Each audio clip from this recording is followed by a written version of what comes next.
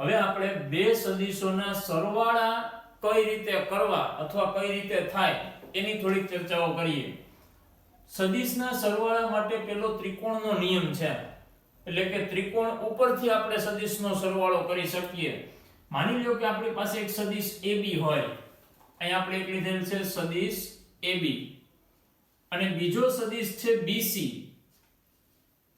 આ બેયનો સરવાળો કરવો હોય તો આનું પરિણામી મૂલ્ય શું મળે, એટલે કે બેયના સરવાળાનો જવાબ શું મળે? તો જો એના માટે એક નિયમ છે, અહીંયા AB લીધો છે, A પ્રારંભિક બિંદુ છે, B અંત્ય બિંદુ છે, અને BC વાળો સદિશ છે એને આના અંત્ય બિંદુએથી જોડી દેવાનો. આનું અંત્ય બિંદુ એ BC નું પ્રારંભ બિંદુ થશે અને એનું અંત્ય બિંદુ કોણ છે? C. તો આ AB સદિશના અંત્ય બિંદુએ AB સદિશનું પ્રારંભ બિંદુ મૂકી એવી રીતે આની ગોઠવણી કરીએ તો હવે આનો સરવાળો કરી શકાય. આ બેયનો સરવાળો આપણને એનો આ ત્રીજી બાજુનું માપ આપે, એટલે કે સદિશ AC. આપણે ધ્યાન રાખશું સદિશ AC એનું પરિણામી મૂલ્ય છે. જો આપણે તીર આ સાઈડ દર્શાવીએ તો શું થાય? આ સાઈડ તીર આવશે. હવે આપણે આ AC ને આ સાઈડ લઈ આવીએ તો શું થશે? જો AB + BC, AC આ સાઈડ આવે તો માઈનસ થાય, તો AC ને આપણે આમ લખી શકીએ -CA. લખી શકાય કે નહીં? હવે CA આ સાઈડ આવે તો શું થાય? પ્લસ. તો અહીંયા આપણે લખી શકીએ +CA બરાબર સામે કંઈ ના હોય તો શું વધે? 0. તો એ કેવું થઈ જશે? આ તીર આપણે જે આમ દર્શાવ્યું હતું એના બદલે હવે આ રીતે ગોઠવાશે. એનો મતલબ એમ કે આ ત્રિકોણ આ જ રીતે આખું એક ચક્કર પૂરું કરી દે. અહીંથી ચાલુ કર્યું, અહીંયા તીર આવ્યું, અહીંથી ગયા અહીંયા તીર હતું, અહીંથી ગયા આ સાઈડ તીર હતું. તો આ ત્રિકોણ આખું ચક્કર પૂરું કરે, એટલે કે AB BC CA, BC અહીંયા પાછો C આવી ગયો, આખો રાઉન્ડ ફરી જાય તો આનું પરિણામી મૂલ્ય એટલે કે ત્રણેયનો સરવાળો શું થશે? 0. એટલા માટે આપણે આને આ રીતે નથી ગોઠવવાનું. આનું શું થશે? આ બાજુ તીર આવશે એના પરિણામી મૂલ્ય તરીકે. તો AB અને BC નો સરવાળો આપણને શું આપશે? આ ત્રીજી બાજુ AC. હવે ત્રીજી બાજુમાં A થી આપણે શરૂઆત કરી હતી તો A આગળ જ આનું પ્રારંભ બિંદુ હશે અને આનું અંત્ય બિંદુ C આગળ હશે, જેમ BC નું અંત્ય બિંદુ અહીંયા હતું. તો આ બેના અંત્ય બિંદુ અહીંયા ભેગા થવા જોઈએ. હવે અહીંયા આપણે બે સદિશ લીધા. માની લ્યો કે આ રીતે આપણને સદિશ A અને સદિશ B આપ્યો હોય અલગ અલગ રેખા સદિશ તરીકે, અને આનો સરવાળો કરવો હોય તો જો અહીંયા તો બે બાજુ આ રીતે હતી તો આપણે ત્રીજીને જોડી દીધી, પણ આમાં આપણે એ રીતે જોડી શકશું નહીં. તો આમાં શું કરી શકાય? તો અહીંથી હું થોડીક વાર માટે ABC ને ભૂલી જઈએ આપણે. હવે આ સદિશ A છે એને આપણે આને નામ આપી દઈએ સદિશ A. હવે આપણે આગળ મુક્ત સદિશની વાત કરી ગયા, એટલે કે આ સદિશને આપણે આગળ પાછળ ગમે ત્યાં ફેરવી શકીએ. કઈ રીતે? એનું મૂલ્ય બદલાવવું જોઈએ નહીં અને દિશા બદલાવી જોઈએ નહીં. તો આને ઉપાડી આપણે અહીંયા મૂકી શકીએ. તો આ B વાળો સદિશ છે અહીંયા આવી ગયો સદિશ B. આને આખો ઉપાડી અહીંયા આપણે મૂકી દીધો તો આકૃતિ આના જેવી જ થઈ ગઈ. તો આ આપણને મળશે શું મળશે? સદિશ A + સદિશ B. એને A + B અહીંયા લખ્યું છે એટલે કે બે સદિશનો સરવાળો, અથવા એને A અને B નો પરિણામી સદિશ પણ કહેવાય. તો આ રીતે આપણે ત્રિકોણના નિયમ ઉપરથી સદિશનો સરવાળો કરી શકીએ. બીજો નિયમ છે સમાંતર બાજુ ચતુષ્કોણનો નિયમ. હવે માનો કે આ જ બે સદિશ આપણી પાસે હોય. માની લ્યો કે આ સદિશ છે એ આ રીતે આમ છે સદિશ B. હવે આમાંથી આપણે ત્રિકોણી બનાવી શકીએ. આને અહીં મૂકી અહીંથી આમ જોડી દો એટલે ત્રિકોણ બની ગયો. પણ આમાંથી આપણે સમાંતર બાજુ ચતુષ્કોણ તૈયાર કરવો હોય તો એના માટે આપણે બેયના અંત્ય બિંદુને ભેગા કરવાના. એનો મતલબ એમ કે આને અહીંયા લઈ આવવાના. તો જો આ સદિશ છે એ આપણે અહીંયા લીધો છે, નામ આપ્યું OA. આ સદિશ હતો એને મેં અહીંયા લખ્યો OB. તો અહીંયા શું કર્યું? આપણે બેયના અંત્ય બિંદુ પ્રારંભ બિંદુને અહીંયા ભેગા કર્યા O પાસે. તો અહીંયાથી A અહીંયાથી B. સમાંતર બાજુ ચતુષ્કોણ છે તો આના જેવો જ આપણે ઉપર સદિશ દોરીએ, દિશા સમાન એટલે સમાન સદિશ થઈ ગયા. તો તો અહીંયા સદિશ a છે તો આની સદિશ a કહી શકાય, આ સદિશ b છે આની દિશા આમ ઉપર દર્શાવી દે તો આ સદિશ b થઈ ગયો. તો જો આના ઉપરથી o માંથી નીકળતો વિકર્ણ એટલે કે બેયના પ્રારંભ બિંદુથી નીકળતો વિકર્ણ સામેની અહીંયા જ્યાં ભેગો થાય ને એક સદિશ બનશે. તો આ OC વાળો છે એનો પરિણામી સદિશ મળે એટલે કે OA અને OB નો સરવાળો આ મળશે કયો OC. કઈ રીતે? તો આપણે આ જ નિયમ ઉપરથી એમાં જોઈ શકીએ. તો જો OA અહીંયાનું અંત્ય બિંદુ હતું, AC અહીંયાનું પ્રારંભ બિંદુ આવ્યું, C નું અંત્ય બિંદુ થયું. તો આ બેયનો સરવાળો એટલે આપણને આ મળશે A + B થાય છે. તો અહીંયા A + B કોણ છે? તો કે OC. તો આમાં પણ આપણને આવું જોવા મળે જો A + B = A + B. આ આપણે નીચેની વાત કરી. હવે ઉપરના ત્રિકોણની વાત કરવી હોય તો OB અહીંયાનું અંત્ય બિંદુ આવ્યું, BC અહીંયા પ્રારંભ બિંદુ હતું અહીં અંત્ય બિંદુ થઈ ગયું. તો આ બેયનો સરવાળો એટલે ન્યા છે પેલા સદિશ B વત્તા સદિશ A બરાબર શું મળે છે? આ જ મળે છે એટલે કે A + B થાય છે બે સરખા. તો અહીંયા આના ઉપરથી આપણે સમાંતર બાજુ ચતુષ્કોણનો નિયમ ઉપરથી એવું કહી શકીએ કે જો આ રીતે સદિશને ગોઠવીએ સમાંતર બાજુ ચતુષ્કોણના સ્વરૂપમાં તો અહીંયા બેયના પ્રારંભ બિંદુમાંથી નીકળતો વિકર્ણ આનો પરિણામી સદિશ થશે. જ્યારે ત્રિકોણની અંદર ગોઠવણી થોડીક અલગ છે. જો અહીંયા બે પ્રારંભ બિંદુને ભેગા કર્યા, અહીંયા પહેલાનું અંત્ય બિંદુ ને બીજાનું પ્રારંભ બિંદુ એ રીતે ભેગા કર્યા. એના પરિણામી સદિશમાં આપણને સરખું જ વાતાવરણ મળશે. તો આ હતો સમાંતર બાજુ ચતુષ્કોણનો નિયમ, આ હતો ત્રિકોણનો નિયમ. આ આપણે માત્ર અત્યારે સમજવા માટે છે. સરવાળા કઈ રીતે કરવા એ હજી આપણે આગળ જોશું. સરવાળાના અમુક ગુણધર્મો છે. A + B અથવા તો B + A અહીં આપણે કીધું એમ બેયનું મૂલ્ય સમાન જ મળશે. બીજું છે આને કહેવાય ક્રમનો નિયમ.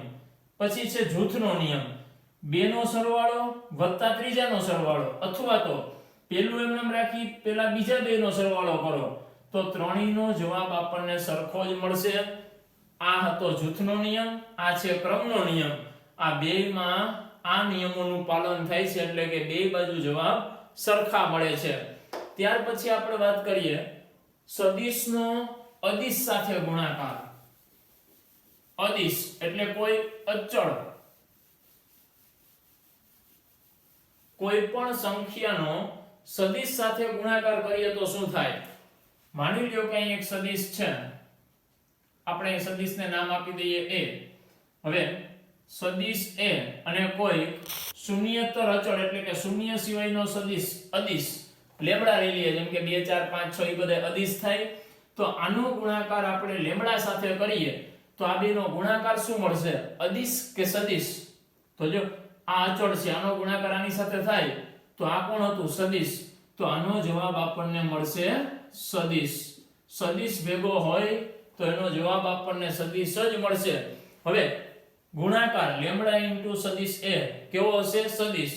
હવે આનું મૂલ્ય જોતું હોય તો માનાંકમાં મૂકવા પડે. તો અહીંયા આપણે માનાંક બેને જુદા જુદા આપી શકીએ, મૂલ્યમાં કાંઈ ફેર પડશે નહીં. બેયનો જવાબ સરખો જ રહે. માનાંક અલગ કરો અથવા તો ભેગો રાખો, બેયનું મૂલ્ય સરખું જ મળે. હવે અહીંયા આપણે સદિશ A લીધો. હવે આને આપણે કોઈ અચળ વડે ગુણાકાર કરીએ. માની લો કે લેમ્બડા બરાબર 2 છે તો 2A થઈ જશે. અહીંયા બગડો મૂકીએ તો એનું ભૌમિતિક સ્વરૂપ કેવું હોય? આ સદિશ A હતો, આના કરતા ડબલ થઈ જાય એટલે કે ગુણાકારમાં B આવી જાય તો સદિશ આનાથી બમણો થઈ જશે. -1 વડે ગુણાકાર કરીએ, માઈનસ હોય તો દિશા બદલે, મૂલ્ય બદલતું નથી. જો -1 લીધું છે તો મૂલ્ય એટલું જ રહેશે એટલે સદિશ બે સમાન હશે. જો આપણે 1/2 વડે ગુણાકાર કરીએ તો આનાથી સદિશ અડધો થઈ જશે, દિશા બદલશે નહીં. તો જેટલા વડે ગુણશું એવો જ આ સદિશની લંબાઈમાં ફેરફાર થશે. અદિશ આપણને માત્ર એની લંબાઈમાં ફેરફાર આપશે, બીજું કાંઈ એનાથી ફેર પડશે નહીં. હવે આપણે વાત કરીએ કેરેટ એ. આનો મતલબ શું હોય? એકમ સદિશ. હવે એકમ સદિશનો મતલબ શું? જે સદિશની લંબાઈ 1 હોય, તો સદિશની લંબાઈ 1 ક્યારે હોય? જ્યારે એનું મૂલ્ય 1 હોય. એનો મતલબ એમ કે આ 1 થાય. સદિશનું મૂલ્ય 1 હોય તો સદિશ કેવો થશે? એકમ સદિશ. હવે આપણે કોઈ પણ સદિશ લઈએ એ, માની લ્યો કે એનું મૂલ્ય 5 છે. હવે આને એકમ સદિશ બનાવવો હોય તો આપણે સદિશને એના મૂલ્ય વડે ભાગી નાખીએ તો આપણને કંઈક નવો સદિશ મળશે. જે નવો સદિશ મળશે એ કેવો મળશે? એને આપણે એના મૂલ્ય વડે ભાગ્યો એટલે કે એનું મૂલ્ય 5 હતું, તો 5 વડે ભાગી દઈએ તો આનું જે મૂલ્ય હશે એને 5 વડે ભાગો એટલે 5 ભાગ્યા 5 એટલે કેટલો થઈ ગયો? 1. તો આ બેનો જે જવાબ મળશે એ શું મળશે? એકમ સદિશ એટલે કે કેરેટ એ. તો કેરેટ એ એટલે કે એકમ સદિશ મેળવવો હોય તો સદિશને એના મૂલ્ય વડે ભાગી દઈએ તો હવે જે નવો સદિશ મળશે એનું પાછું મૂલ્ય મેળવવામાં આવે તો એનો જવાબ શું મળશે? 1, કેમ કે એકમ સદિશ બનશે. હવે અહીંયા જે સદિશ આપણે ક્યારના વાત કરીએ છીએ કે સદિશ દેખાવમાં આવો હોય, દર્શાવાય એને આ બધી રીતે, પણ આ સદિશને આપણે આંકડાઓના સ્વરૂપમાં અથવા તો યામના સ્વરૂપમાં દર્શાવવો હોય તો કઈ રીતે દર્શાવી શકાય? તો હવે આપણે એની વાત કરીએ. સદિશ ઘટકો. આપણે અત્યાર સુધી સદિશની વાત કરી. હવે આપણે જે સદિશને દર્શાવાય કઈ રીતે, તો આપણે જાણીએ છીએ x, y અને z અક્ષ ઉપર બિંદુઓને કઈ રીતે દર્શાવવા. તો x અક્ષ ઉપરનો કોઈ પણ બિંદુના યામમાં y અને z યામ 0 હોય. માની લ્યો કે અહીંયા એકમ અંતરે એક બિંદુ લઈએ a, તો એના યામ શું થશે? 1 0 0. y અને z ના યામ 0 હશે. y અક્ષ ઉપર એક એકમ અંતરે બિંદુ લઈએ અને b નામ આપીએ તો x અને z ના યામ 0 0 એટલે y યામ 1 હોય તો 0 1 0. એ જ રીતે એક એકમ અંતરે c બિંદુ લઈએ તો 0 0 1. અને સમતલની અંદર અવકાશમાં આપણે એક બિંદુ p લઈએ તો p ના યામ x y z હોય. તો હવે અહીંયા જે આપણે એક એક અંતરે આપણે જે બિંદુઓ લીધા છે તો એ ઉગમ બિંદુથી એ બિંદુ સુધીના એકમ સદિશ બને. જો GOA એકમ સદિશ થશે. તો આનો મતલબ શું થાય? OA. તો જો આપણે આ સદિશ એકમ સદિશ છે એટલા માટે અને x અક્ષ ઉપર આવ્યો છે તો આ સદિશને આપણે કેરેટ I વડે દર્શાવશું. આ O થી A સુધીનો જે સદિશ છે x અક્ષ ઉપર છે. x અક્ષ પરના એકમ સદિશને આપણે ટૂંકમાં કેરેટ I નામ આપશું. એ જ રીતે OB એને આપણે કહેશું કેરેટ J. OC એને આપણે નામ આપશું કેરેટ K. તો આ એકમ સદિશની વાત કરી x અક્ષ, y અક્ષ અને z અક્ષ પરના. હવે OA, OB, OC ત્રણેયને આપણે જોડી દઈએ તો એક ત્રિકોણ બનાવશે, અથવા તો આ ABC ને જોડીએ તો શું બનશે? ત્રિકોણ. પણ આપણે ત્રિકોણ આરે કઈ લેવા દેવા નથી. આપણે OP સદિશની વાત કરવી છે. તો જો આપણે p નો એક્સિયમ જોતો હોય તો એને આપણે લંબ એક x અક્ષ ઉપર લંબ દોરવો પડે અને કોઈ પણ જગ્યાએ માની લો કે અહીં એક બિંદુ હોય 2 એકમ અંતરે તો એના યામ શું થાય? 0 2 0. હવે આ સદિશ અહીં આપણે માનો કે નામ આપી દઈએ કોઈ પણ d. તો OD એક સદિશ થશે. તો OD વાળો સદિશ છે એ 2 એકમ દૂર છે અને અહીંયા આપણે 2 ની બદલે જો y લઈ લઈએ તો હવે આને y અક્ષ ઉપર હોવાથી એના માટે આપણે સંજ્ઞા આપશું કેરેટ J. કેટલો દૂર છે? y જેટલો. તો આ થઈ જશે y કેરેટ J એટલે OD સદિશ મેળવ્યો. તો આ રીતે કોઈ પણ y અક્ષ ઉપરનો સદિશ હોય y વાળા યામની બાજુમાં કેરેટ J મૂકશું. x અક્ષ ઉપર હોય અથવા તો x વાળી કઈ વાત આવતી હોય તો એના ગુણાકારમાં કેરેટ I, z અક્ષ ઉપર હોય તો એના માટે કેરેટ z. હવે અહીંયા આપણે OP ને આપણે સદિશના સ્વરૂપમાં લખવો હોય તો એના માટે x ની બાજુમાં કોને લખવાનું થાય? Caret i. એટલે xi કેરેટ વત્તા yj કેરેટ વત્તા kj કેરેટ. તો આ મળી ગયો આપણને OP સદિશ એના ઘટકના સ્વરૂપમાં મળ્યો કહેવાય. આ એના ઘટકો છે. તો અહીં જો યામ કોણ છે? x y અને z. તો એને આપણે આ રીતે સરવાળાના સ્વરૂપમાં લખીએ તો એને આ રીતે લખાય xi yj kj. સોરી, અહીંયા આવશે zk. આ એનું ઘટક સ્વરૂપ થયું કહેવાય. જ્યાં x y અને z કોણ હતા? તો કે અહીંયા બિંદુના યામ હતા. જે અદિશ હશે તો x y અને z એ અદિશ ઘટક કહેવાય. પણ જો આપણે i j અને k ને ભેગા રાખીએ તો એને OP ના અનુરૂપ અક્ષોની દિશાના સદિશ ઘટકો કહેવાય. એટલે કે i વાળો છે x અક્ષને અનુરૂપ થશે તો એની દિશાનો સદિશ ઘટક થયો. k વાળો છે એ z નો ઘટક થયો. એ જ રીતે y વાળો છે એ j વાળો છે y અક્ષને અનુરૂપ સદિશ ઘટક થાય. તો આ ત્રણેય સદિશ ઘટકો, આ ત્રણેય અદિશ ઘટકો અને અહીંયા જે આપણે ત્રણેયને સરવાળાના સ્વરૂપમાં દર્શાવ્યું તો સદિશના આ સ્વરૂપને તેનું ઘટક સ્વરૂપ કહેવાય. હવે આને આપણે આમે લખી શકીએ. એટલે કે અહીંયા જ્યાં x y z લખ્યા છે એને આપણે xi yj zk ના સ્વરૂપમાં લખી શકાય. આ બેનો મતલબ એક જ થાય. તો આ સદિશનું મૂલ્ય નામ થયું. આમે લખાય, આમે લખાય. આપણને જે રીતે અનુરૂપ આવે એ રીતે લખી શકીએ. હવે OP નું મૂલ્ય મેળવવું હોય તો આપણે જાણીએ છીએ OP આ રીતે હોય, આ રીતે હોય. પણ મૂલ્ય મેળવવાની રીત એક જ છે. વર્ગમૂળમાં જો ઉગમ બિંદુથી સદિશ હોય તો ત્રણેયના એના ત્રણેયના ઘટકોના વર્ગનો સરવાળો. બીજે ક્યાંય બે બિંદુ પડ્યા હોય તો બે ઘટકોના અનુરૂપ એટલે કે xm ની બાદબાકીનો વર્ગ, ym ની બાદબાકીનો વર્ગ, zdm ની બાદબાકીનો વર્ગ અને વચ્ચે ત્રણેયનો સરવાળો. માની લ્યો કે અહીંયા કોઈ બિંદુ છે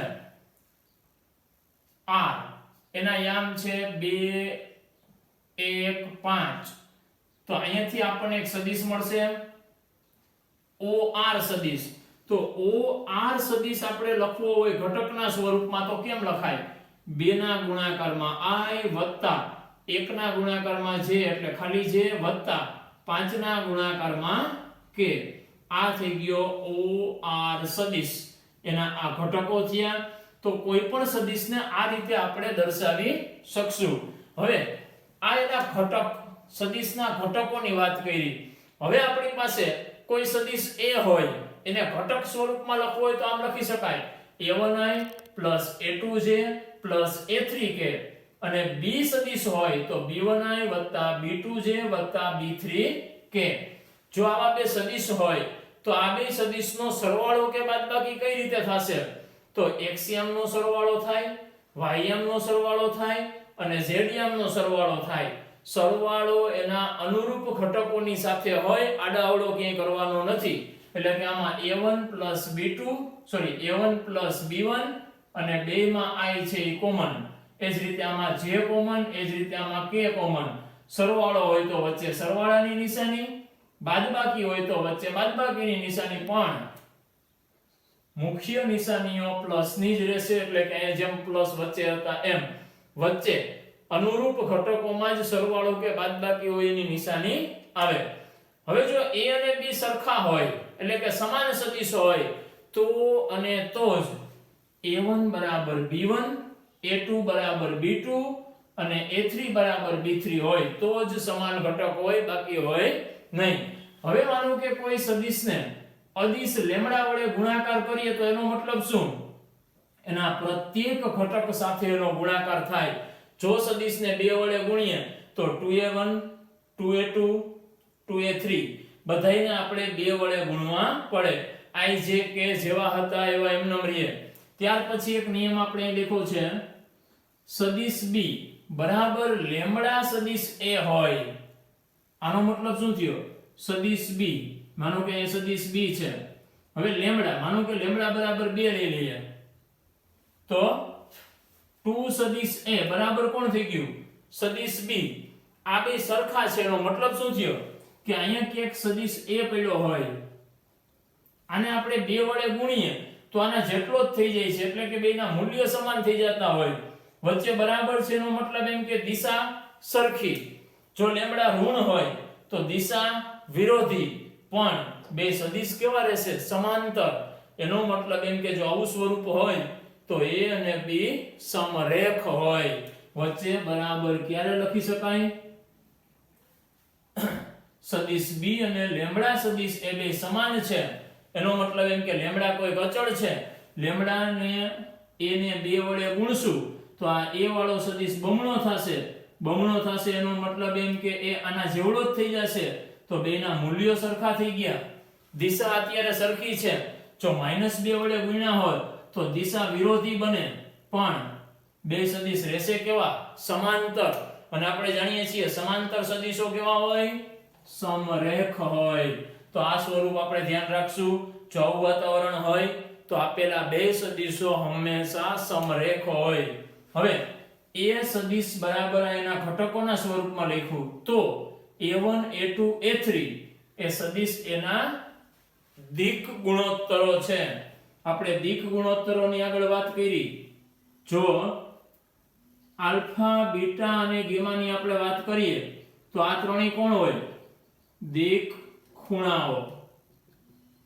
પછી કોસ આલ્ફા, કોસ બીટા અને કોસ ગેમા આ કોણ હોય?